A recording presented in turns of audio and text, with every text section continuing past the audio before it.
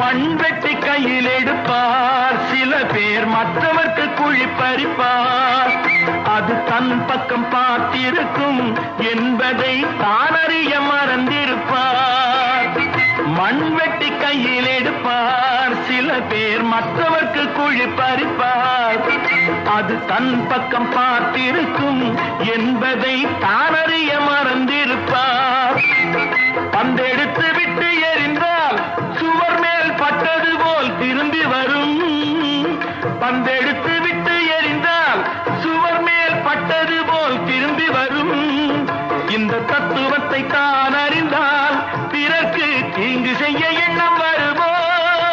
இந்த தத்துவத்தை தான் அறிந்தால் பிறர்க்கு தீங்கு செய்ய எண்ணம் வருமோ?